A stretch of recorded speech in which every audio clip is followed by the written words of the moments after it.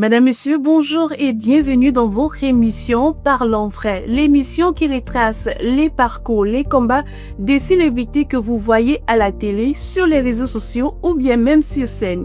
Dans cette émission, la vérité se dit sans filtre. Aujourd'hui, pour vous très spécialement, nous avons invité quelqu'un dont vous connaissez très certainement la voix, une personne assez spéciale, bourrée de talent. Mais la cerise sur le gâteau, c'est qu'aujourd'hui, il va se livrer. Il va nous dire toute la vérité et rien que la vérité. L'identité de notre invité avec Fortune Grace Eyoman et on se retrouve après. Dans l'univers vibrant des médias camerounais, certaines voix résonnent plus fort que les autres. Des voix qui captivent, qui inspirent, qui laissent une empreinte. Cette voix, c'est celle de Servais Oudou, animateur, journaliste, producteur audiovisuel, mais bien plus encore. Il incarne cette génération audacieuse qui transforme la passion en influence et le talent en mouvement. De Certi via Kalak FM, en passant par IFM et Audace Media Group, il a su imposer son style. Une présence forte, une énergie contagieuse et une manière unique de connecter avec le public. Avec son concept Urban Tube, Servais ne se contente pas de parler culture urbaine, il la fait vivre. Il donne une voix aux artistes, une scène aux talents émergents et une visibilité à toute une jeunesse créative en quête d'expression. À l'écran, au micro, sur scène ou en voix off, chaque intervention porte sa signature. Du rythme, du charisme et cette capacité rare à transformer chaque moment en expérience. Surnommé le catalyseur, il ne suit pas le tempo, il le donne. Visionnaire, passionné et résolument tourné vers l'avenir, Servais Oudou est l'un des visages d'une œuvre qui crée, qui innove et qui rayonne. Un homme de voix, un homme de vision.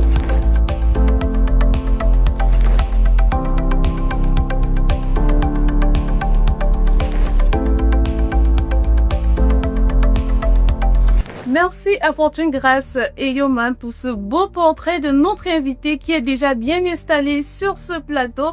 Je vous disais tout à l'heure, c'est une personne très spéciale dont vous allez certainement reconnaître la voix, le charisme. Et il est déjà avec moi sur ce plateau et j'ai envie de dire bonjour Servais.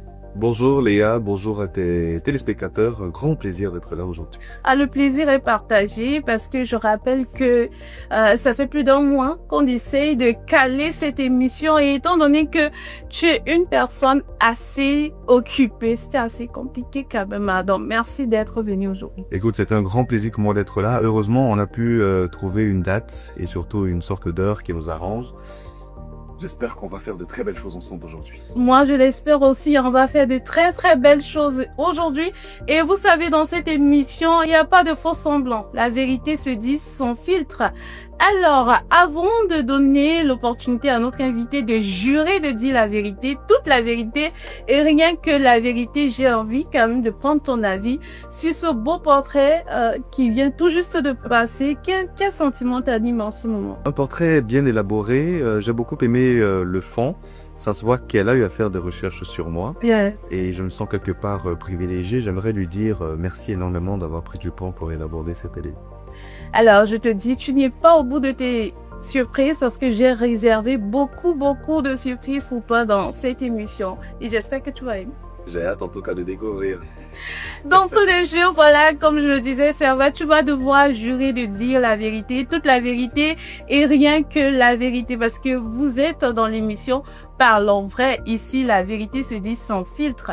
Vous avez l'habitude d'écouter la voix. Vous avez l'habitude de voir le beau visage de Servais à la télé, mais qui se cache derrière ce personnage? On va le découvrir tout au long de cette émission. Alors, Servais Oudou, est-ce que tu es prêt à nous dire la vérité? Je suis prêt à vous dire la vérité. C'est quelle main que je dois lever? Justement, je me pose la question. Je lève les deux mains. Tu lèves les deux mains, voilà, Ouais. c'est beaucoup mieux. Je dirai la vérité. Donc, non, là, tu blagues. Donc, tu vas lever les deux mains. Ouais. Et puis, tu vas nous jurer de dire la vérité, toute la vérité et rien que la vérité. J'ai pas le choix, je suis avec Léa, donc je jure de dire la vérité, toute la vérité et rien de la vérité. Merci beaucoup, Servais. Merci. Alors, je le disais, tu es une personne assez spéciale. Les caméras n'ont plus de secrets pour toi. Tu sais animer la voix et tu as porté beaucoup de projets. J'aimerais quand même savoir qui est Servais Oudou en vérité. un passionné de communication qui a goûté à la chose de la communication de façon tout à fait hasardeuse. C'était au lycée, en classe de 5e, un personnage un aîné, qui me disait « Viens au Club Journal » et moi qui refusais. Finalement, je découvre le Club Journal en fin 5e. Mon premier papier, je le présente en 4e. C'est le début d'une grande aventure. Il y a eu plusieurs déclics par la suite. Le premier déclic étant en seconde où je fais un stage à la CRTV, au poste national, dans une émission qu'on appelle Vacances utiles. Le deuxième déclic vient avec une dame qui s'appelle Mélanie Detoux, en classe de première, qui me propose un projet, le Club Vox, qui était en partenariat avec plusieurs clubs journal dans l'étendue du territoire national. Et je réussis le casting, je rencontre plusieurs personnes et qui m'ont formé jusqu'aujourd'hui, comme quelqu'un comme Valérie Ngassa, Toussaint De Solo ou encore Marielle Abaté. Donc voilà, ce sont des catalyseurs qui m'ont permis d'entrer dans ce couloir-là de façon hasardeuse. Puis la passion est née et je me suis découvert à l'intérieur. Aujourd'hui, j'ai envie de connaître le vrai Servais. Ouais. Loin des réseaux sociaux, loin de la télévision. Qui il est vraiment à la maison? Tu étais quel genre d'enfant? Mi-timide, mi-réservé. J'étais à cheval entre l'enfant extraverti et introverti. À l'école, j'étais très dynamique. Je faisais parfois rire mes camarades. Et à la maison, malheureusement, j'étais beaucoup plus replié sur moi. Ah oui. C'est vrai que tout dépendait de la personne qui était en face. Mais majoritairement, j'étais un peu plus replié sur moi. Un peu plus replié sur toi. Hein. Et ça explique le fait qu'on t'appelait Trésor, n'est-ce pas? Parce que mon petit homme m'a fait comprendre que tu es le trésor de tes parents, tu es le chouchou, tu es le bébé de la famille. Là, tu avais fouillé loin. Oh, j'ai fouillé. L'appellation Trésor, Oui. mon papa m'avait quand même fait la confidence une fois, il m'a dit que c'était pas son choix à lui. Il voulait m'appeler Champion, plus jeune. Champion. Terme de sobriquet, oui. Okay. Mais normalement, elle a insisté pour m'appeler Trésor. Maintenant, la raison pour laquelle on m'appelait Trésor, je ne sais pas. En spéculant, je me dis que quelque part, puisque je suis le premier qu'ils ont eu ensemble, Oui. j'étais quelque part la cause du fait qu'ils ont continué à être ensemble sur la durée. Du coup, peut-être c'était pour ma maman une façon de marquer le moment en m'appelant Trésor, quelque part la raison pour laquelle sa relation a perduré. Ça, c'est une spéculation. On sait souvent que quand on est à bas âge, par exemple, quand ta maman t'appelle Trésor, par exemple, parmi tes amis, c'est souvent un peu gênant. Toi, comment tu vivais ça? Non, ça va, tu sais, j'étais encore inconscient. Trésor, ça passe quand tu es entre 0 et peut-être 12 ans. À partir de 13, 14 et tout, ça commence à être bizarre, un trésor. Hein. Tu as honte, tu vois, quand t'appelles Trésor. Oui. Et jusqu'aujourd'hui, moi, je n'assume plus trop le fait d'être appelé Trésor. Je préfère qu'on m'appelle Servais. Servais, qu'est-ce que les gens ignorent sur toi? Sur quel plan? Le plan professionnel ou le plan personnel? Le plan personnel. Je suis extrêmement critique envers moi-même.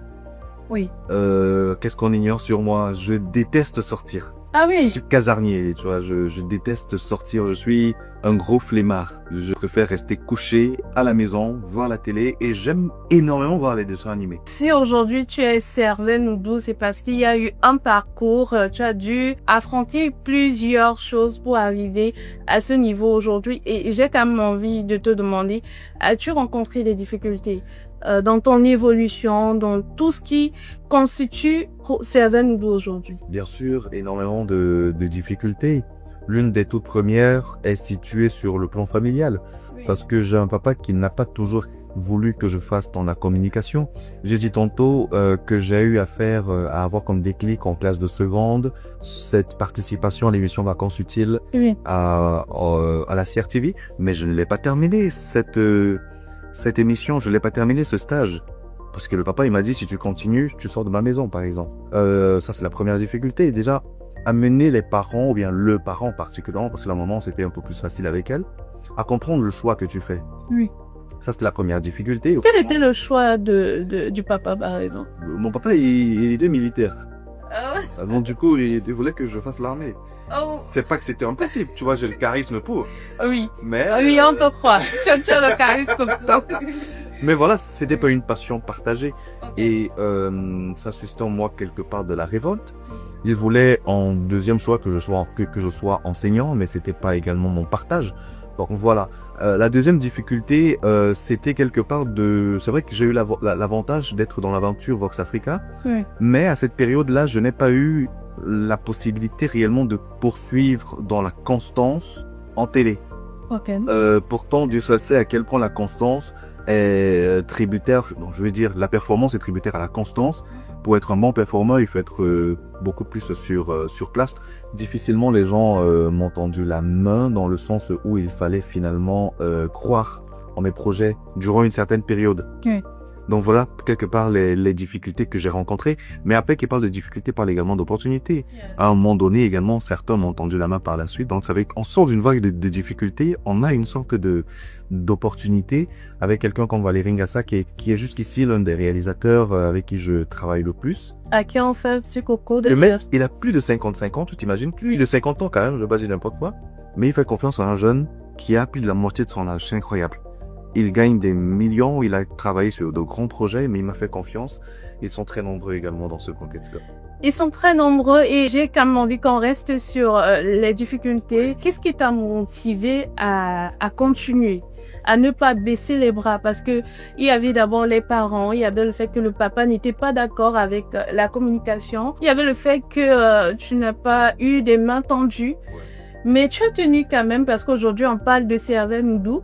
Qu'est-ce qui t'a motivé à tenir et à vouloir réaliser ton rêve? Je dirais honnêtement la passion tout d'abord et le rêve. Oui. Je suis un gros rêveur.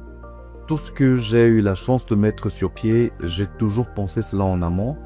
Des mois avant, des années avant, mais j'ai toujours eu à penser cela. Rien n'est arrivé au hasard.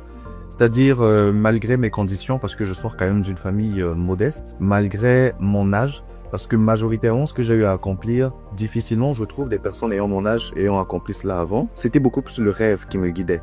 Donc, voilà la réponse que je peux te donner. En réalité, c'est le rêve. Tu peux me dire, tu n'as pas 100 francs, mais tu vas faire un projet qui coûte 50 000 francs. Yes. Bah, moi, j'y crois à fond. Je suis de ceux qui pensent finalement c'est pas l'argent qui fait le projet, c'est le projet qui fait l'argent. Le plus important c'est d'être dans l'état d'esprit qui t'amène finalement à avoir du résultat dans ce que tu espères faire. Et à cela, il y a également le fait d'avoir été quelque part aussi bien entouré. J'ai eu la chance d'avoir des personnes de qualité à mes côtés. Tu en es un parfait exemple. Au même titre que toi, ils sont très nombreux. Oui. Donc voilà, quelque part, voilà ce que je peux te donner comme réponse. Alors, je veux savoir, hein, qu'est-ce qu'on dit sur toi que tu penses intérieurement faux? Il y a un mot qui me vient à l'esprit, que je me prends la tête.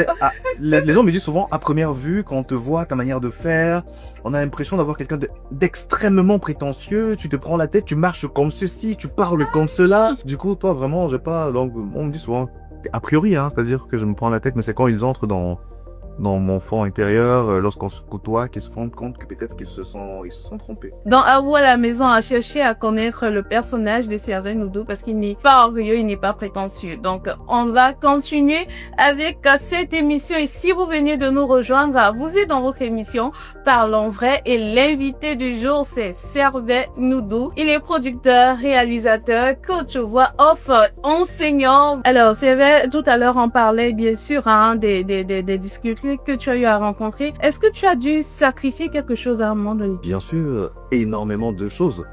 Je te prends un exemple. J'ai eu à un moment donné, et ça, certaines personnes ne le savent pas, donc du coup ils auront exclusivité ici. Figure-toi que j'ai redoublé en deuxième année à l'université à cause de la communication, à cause de ma passion finalement pour la production. Oui. Pour la petite histoire, j'étais à l'ESTIC et donc du coup, on fait cours chaque jour de lundi à vendredi, du matin au soir. Et moi, j'ai mes émissions que je présentais et que je produisais. Et parfois, il me fallait faire un choix entre l'école et les productions. Et le choix était vite fait, les productions, puisque c'était la passion qui me guidait. Et de fil en aiguille, c'est comme ça que j'ai raté une fois un CC. Et du coup, quand tu es absent, le rattrapage pareil, hein, donc j'ai pas réussi à passer le rattrapage. Et tu peux pas aller au niveau supérieur quand tu as une dette. Donc c'est comme ça que j'ai redoublé à cause de la communication. Donc, je peux voir un exemple.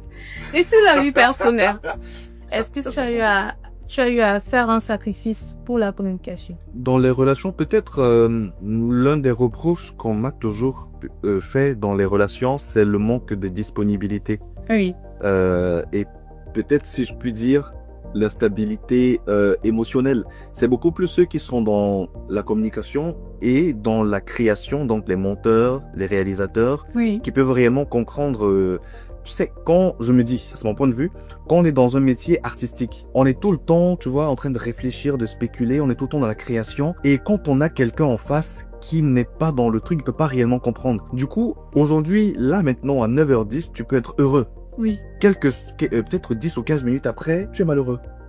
Soit tu es en colère. C'est difficile à expliquer, mais pour moi, c'est réellement l'état dans lequel un créatif est généralement. En un réalo, il peut me dire si c'est le cas. C'est toujours la personne aussi qui à un moment donné, a toujours un truc à faire.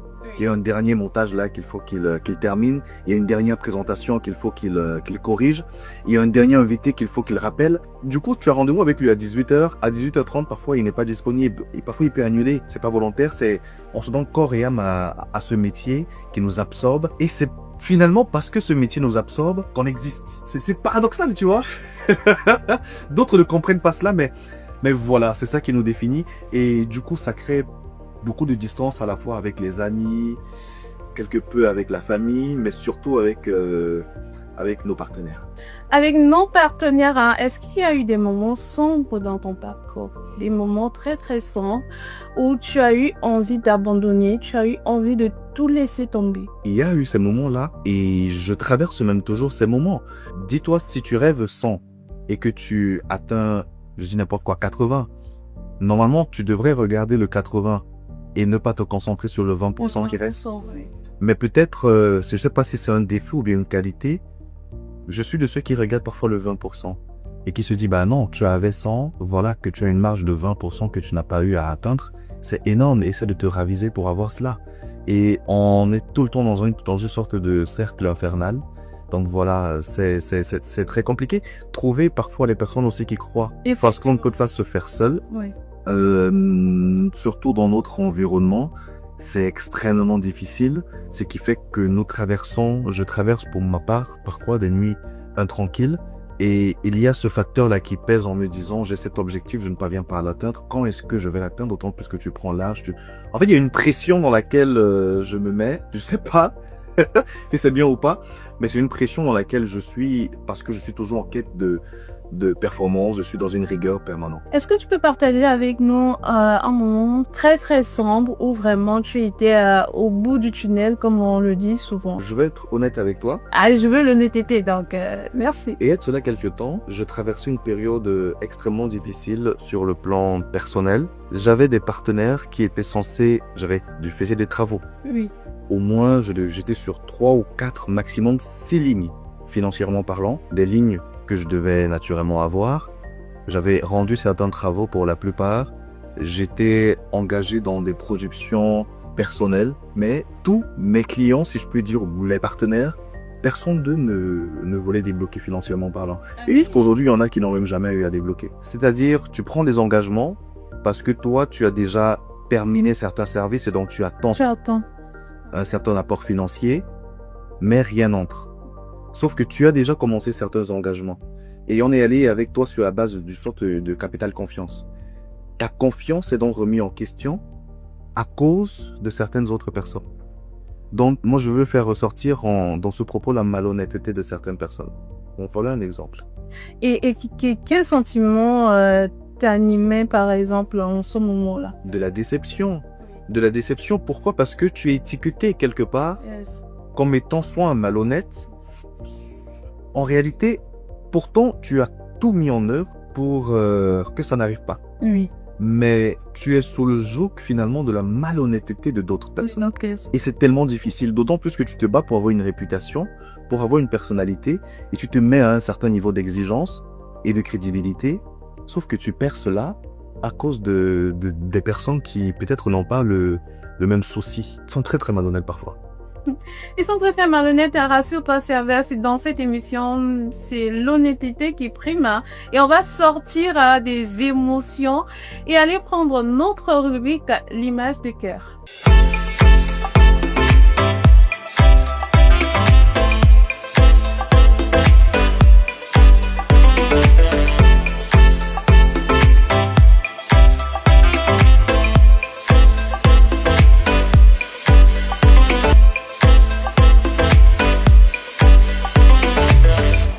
Donc, c'était notre rubrique, hein, l'image de cœur. Je vous ai dit, j'ai fouillé parce que cette émission, on veut un peu révéler la personne qui se cache derrière Servais Noudou. Donc, vous avez certainement vu sa réaction.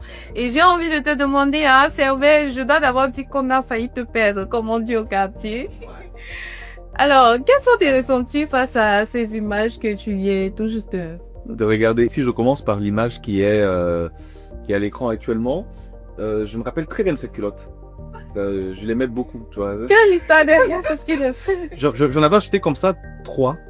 Oui. Pas le même design, c'était des shorts hawaïens et je portais les 3 pendant très très longtemps. Donc du coup, chaque fois que j'étais à la maison, j'avais toujours un short dans ce sens-ci. Donc je l'aimais beaucoup. Ça, c'est l'un de mes frères, particulièrement un cousin. Il s'appelle Blaise. Et il voulait m'apprendre à cette période-là comment on appelle les arts martiaux. Et j'ai jamais compris pourquoi lui il faisait les arts martiaux, donc tout le temps je le charriais par rapport à cela. Je sais pas pourquoi je joue au dur. Sur cette image, ça remonte à très, très longtemps, hein. Tu voulais un peu avoir le charisme de je sais pas, de... Je sais pas trop. Je sais quand même qu'on travaillait parce que la babouche qu'il a sur les pieds, c'est la mienne. Oui. Et il était venu à la maison pour nous aider. Bon, je sais pas, on portait quand même des choses un peu, c'est pour ça que je suis un peu légèrement sale. Et je sais pas où toi tu as pris cette photo, mais j'ai fouillé. Ça vient de très très loin. J'étais encore au lycée à l'époque. Voilà, la coiffure, j'étais au lycée à l'époque et peut-être première au terminal. Alors, l'autre image que nous aurons à l'écran dans un instant, hein. Ça, c'est ma petite sœur, Oui. Manuela. Oui. Elle est au Canada actuellement. Bonjour Manuela, on espère que tu vas bien. Et ça, c'est un t-shirt que j'avais toujours première terminale. Donc ça, c'est cette période-là. Oui. Je sais pas ce qu'on faisait. Honnêtement, je ne sais pas ce qu'on foutait là. On se croyait peut-être pour, je sais pas, Barack et Michelle Obama, tu vois. Mais voilà, on jouait aux stars peut-être. Et ça fait vraiment plaisir de revoir ça. Elle a grandi avec le temps. Et aujourd'hui, je pense que si à cette période, on lui disait qu'elle allait être au Canada, ou même à moi, on me disait que j'allais être producteur, je n'allais pas peut-être, j'allais mettre beaucoup de doutes, de réserve. Merci beaucoup, Servais. Et on finit avec l'image. On reste toujours dans la famille. Je vais jamais me lasser de voir. C'est-à-dire, il faut pas rendre ça public, hein. Non, jamais. Faut pas. L'émission, c'est Parlons Vrai. Donc, t'inquiète pas, l'émission. Ça peut me faire perdre énormément d'argent, je t'imagine. Ça, c'est mon grand frère. Bon, pour lui, il faut rendre ça public, mais pour moi, il faut flouter. Non, pas possible. Ça, c'est mon grand frère. Je sais pas regarde ce qu'il faisait à l'époque.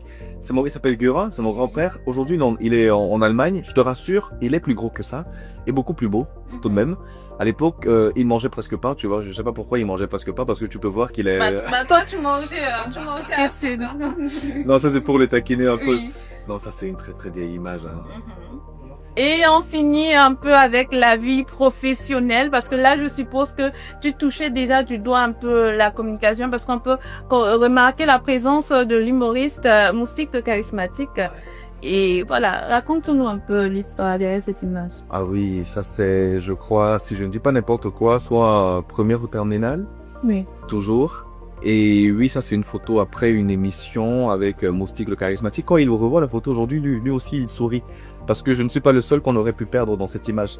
Je pense que lui aussi, il a beaucoup changé avec le temps. C'est un très bon conseiller. Oui. Et il me soutient, il m'a beaucoup soutenu dans plusieurs productions que j'ai eu à mettre sur pied.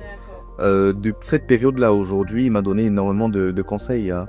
Bon, nous, à l'époque, parce qu'on était dans l'aventure Vox Vacances, il le conseillait énormément. Et puis moi, il a eu à me faire confiance à venir, que ce soit dans le Urban Tube Show, dans le projet Urban Tube, dans l'émission Africa Light.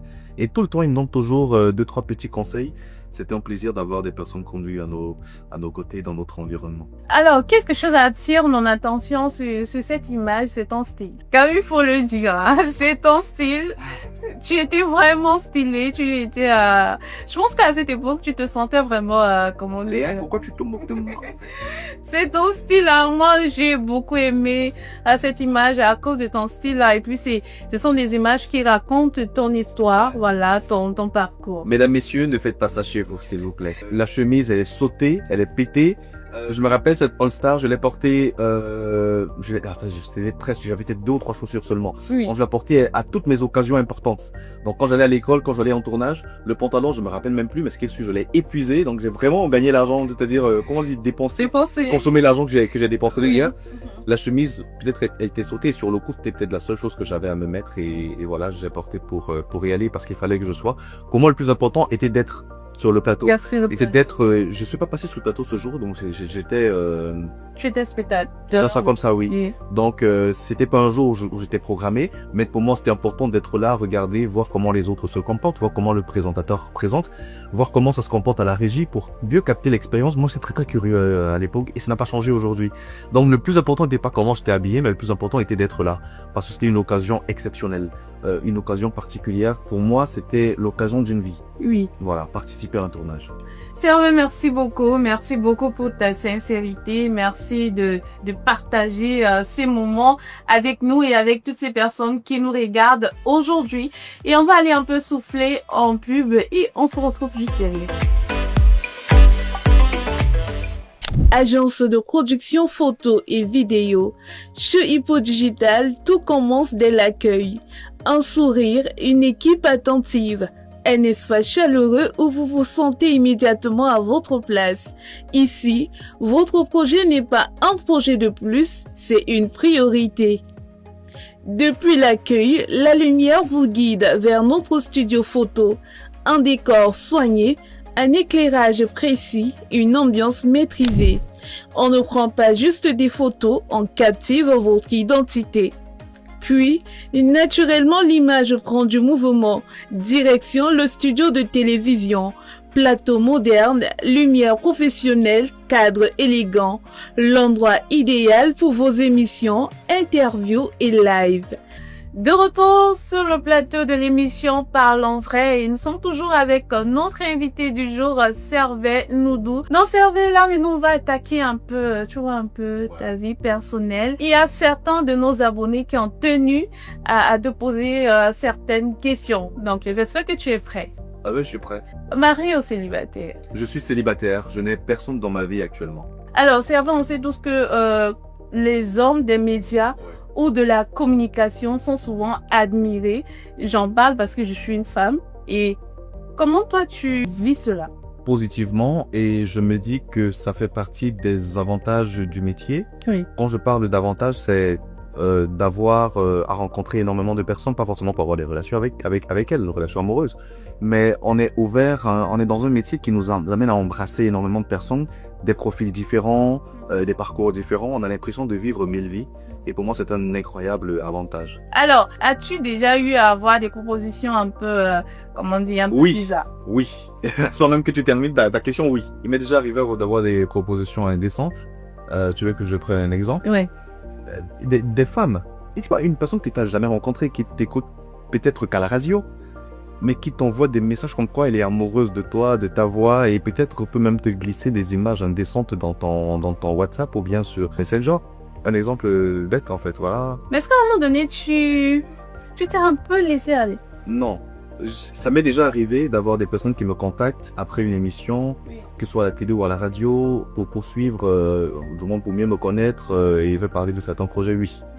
Mais sous le prisme d'une relation, aussi longtemps que je me souvienne, non, pas du tout. Et quels sont les combats que tu mènes en silence, que personne ne voit forcément sur le côté sentimental? Parce qu'on sait tous que quand on est un producteur, réalisateur, on est occupé. On n'a pas le temps, mais il faut pas oublier que on est un homme, on a besoin de quelqu'un à côté. C'est de trouver en fait une personne réellement qui puisse te comprendre. Ok. Et efficacement te soutenir. Pas forcément un soutien financier, mais beaucoup plus un soutien émotionnel. Chacun a son parcours, chacun a sa vie, chacun a ses blessures qu'il promène.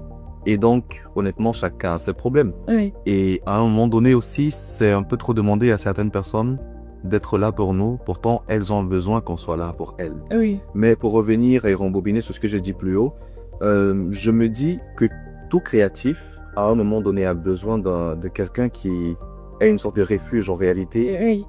qui peut motiver quand ça ne va pas et soutenir efficacement. Je pense que c'est beaucoup plus de cela que j'ai besoin, puisque tu me poses la question. Poursuis avec les questions, bien sûr.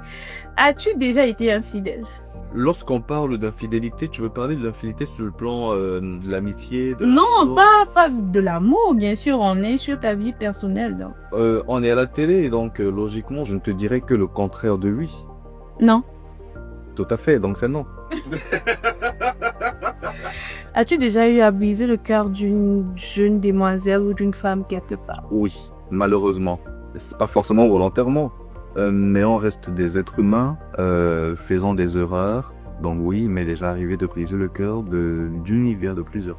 On ne va pas briser votre petit cœur parce que je sais que vous attendez la surprise qu'on a pris le temps de préparer pour servir nous deux. Donc, on y va avec la surprise du jour. Yo bro, j'espère que ma vidéo te trouve bien portant ce soir. Une émission ne suffirait pas pour dire ce que tu as fait pour moi et ce que tu continues de faire pour moi. Je suis énormément, mais très reconnaissante pour ce que tu as fait pour moi. Je le dis souvent, mais tu refuses d'accepter. Je suis l'animatrice que je suis et que tu apprécies énormément. Tu m'as boosté, tu m'as motivé, tu m'as encouragé, tu m'as même grondé des fois. Là, il faut dire, tu m'as grondé sévèrement. En plus d'être un ami, tu es un frère. Tu sais comment je te considère plus comme un frère. Tu es une très bonne et belle personne. Tu as une belle âme. Et ce que moi je peux demander au Seigneur pour nous, c'est de nous garder longtemps en vie. Pour qu'on puisse enfin récolter le fruit de ces nombreuses années de sacrifice dont on a fait preuve jusqu'ici.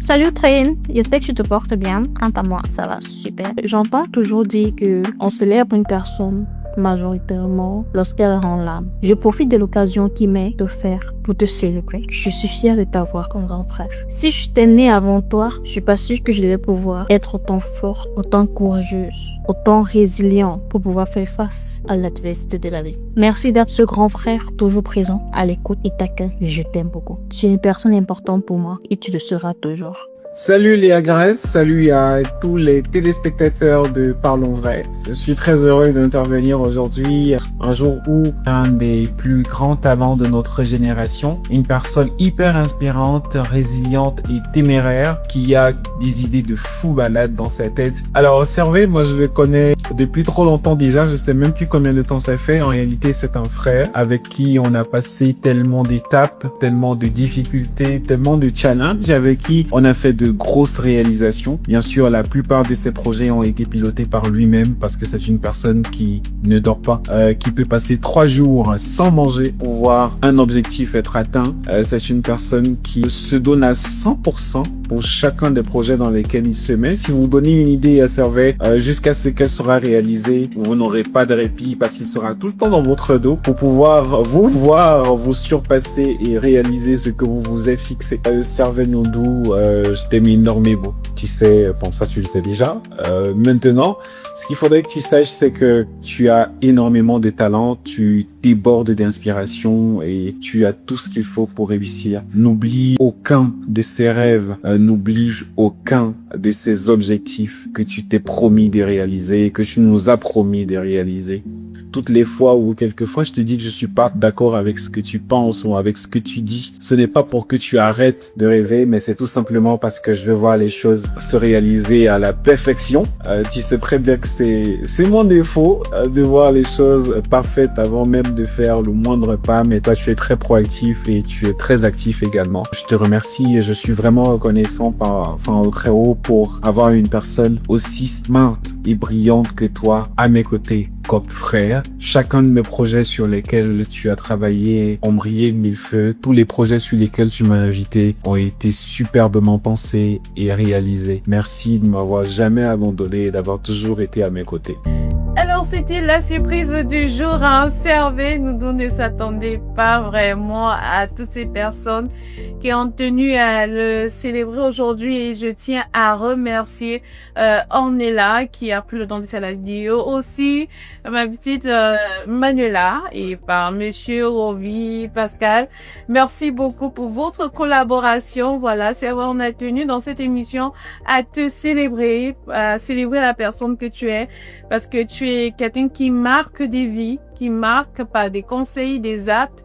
toujours disponible pour ceux-là que tu aimes et que tu affectionnes. Hein. Tu veux quand même avoir des sentiments qui t'animent à présent vis-à-vis de chaque personne. Avant toute chose, honnêtement, je tiens à te dire merci à toi et à l'équipe de production. Je ne m'y attendais pas. Ce sont des personnes de qualité que vous avez ciblées Oui. et des personnes qui, à chacun de leur niveau, comptent énormément, tu vois, dans ma vie intime, dans ma vie personnelle. On est la reine, honnêtement, c'est mon frère. C'est ton frère. Oui, c'est une personne que j'aime énormément et son message m'a touché et me touche davantage. Elle a un talent incroyable et Dieu seul sait à quel point sa voix travailler, sa voix à la radio est impeccable. Oui. Et elle n'a même pas encore découvert, tu vois, l'étendue de son potentiel. Et de savoir là où elle se trouve actuellement, c'est un réconfort incroyable pour moi. Oui. Donc je lui fais un gros big up et je lui dis merci pour son message. Ma petite sœur Manuela, tu vois, ce sont des choses qui touchent un peu plus que le cœur, ça touche l'âme. Si j'ai 3 choses de précieuses sur cette terre, tu vois, elle fait partie des 3. Oui. C'est un privilège, tu vois, de l'entendre, surtout les mots qu'elle a donnés. Sache que je t'aime, ma petite sœur.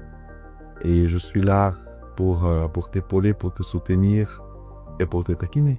Et pour terminer... Roby Pascal Bassassa. Tu sais, Roby, la première fois que je le rencontre, c'était à Vox Africa. On faisait un casting et c'était quelqu'un de bizarre, tu vois. Il est arrivé, il a dit bonjour, mais personne ne lui a répondu parce qu'il a dit un bonjour, je vois un bizarre bon comme ça.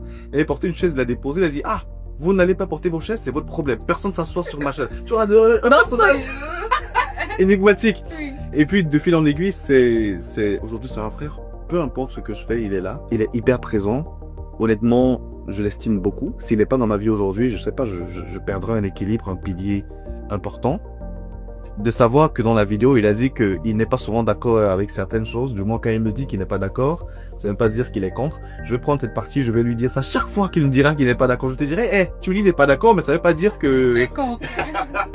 Non mais écoute, merci énormément et merci à vous. Merci Roby, merci Manuela, merci Ornella. Je vous aime beaucoup. Merci beaucoup, Servais. Merci une fois de plus d'être venu dans cette émission. Merci d'être passé. Merci d'avoir été sincère, ouvert et partagé des moments assez spéciaux de ta vie avec nous. Merci énormément, Léa, et merci à toi de ne pas avoir laissé la communication. Merci de continuer et finalement d'être là où tu es. À vous, je vous dis très prochainement pour une autre émission de Parlons Vrai. D'ici là, portez-vous bien.